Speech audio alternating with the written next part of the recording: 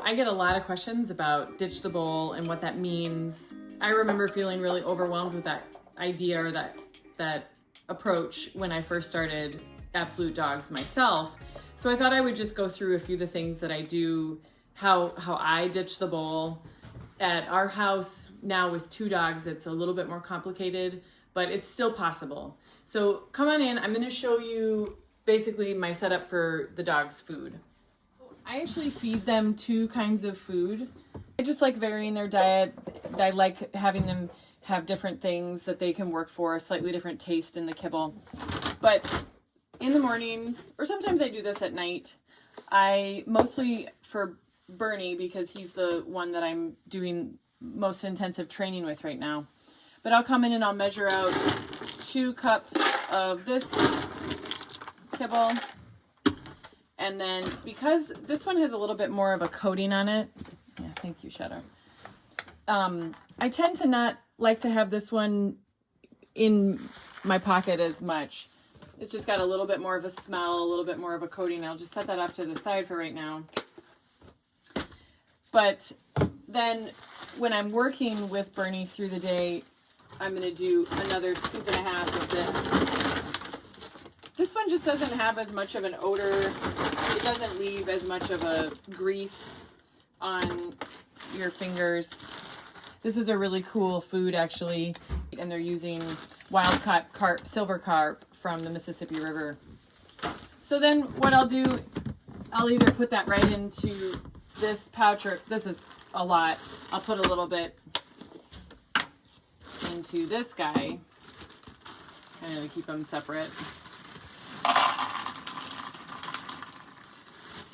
And then instead of having a training pouch on, I usually just have something that has pockets, and I'll put this right into my pocket. And that way I'm ready to reward if he's calm, or if he does something, if he does something that they think we're going to do training time right now. But then I've just got it ready on me all the time. So I really like that approach. It just helps me to measure it out ahead of time, because then I know what I'm working with for the day.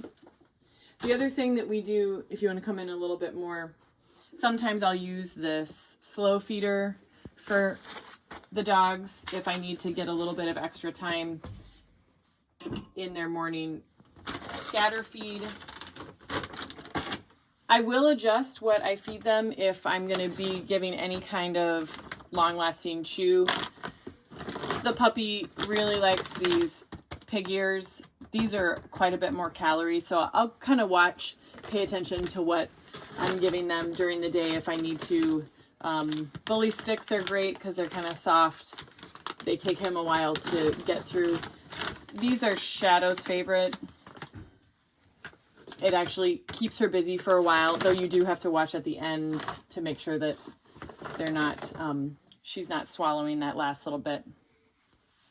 We also sometimes will feed in a Kong, and we tend to do, if I'm going to give them raw beef bones, I'll save some of the bigger raw beef bones after the marrow bones, after they've been hollowed out, and I'll use these to put supplements or pumpkin puree with any additional supplements. Freeze these, and that keeps the dogs busy for a while. So that's kind of our approach to ditch the bowl. Really been trial and error. Remember, we're using this food to actually play and play games, as well as reward good choices in our house. And yeah, our dogs don't eat out of a bowl. Okay, so one of the things I do want to qualify is that it's okay to ditch the bowl for part of your dog's daily food allowance. Meaning, if you work a really busy job and you don't have time to hand feed your dog or feed your dog through experience throughout the day, I get it. That's totally fine. You do what you can manage in your life. If you can ditch the bowl for breakfast for your dog, do it. If you can ditch the bowl over lunch, if you can play some games for their dinner, that's all going to add up to increase what you're putting into that reward and relationship bank account with your dog, as well as just being able to not have to use a bunch of extra treats to do your training. So again, remember, if you don't ditch the bowl completely, doesn't make you a bad dog trainer, dog owner. Your dog will be fine. Your dog will benefit from any games that utilize their daily food allowance for the reward experience. And so any little bit you can do, great. And to be quite honest, sometimes we do use a bowl or a target bowl for the work that we're doing. And so it's not that we've thrown away all of our bowls, but generally the concept of ditch the bowl just refers to taking your dog's daily food allowance. So you saw that I measured out those 3.5 cups of kibble, and using that throughout the day through experience, through games, through Kongs, slow feeders, whatever works for you.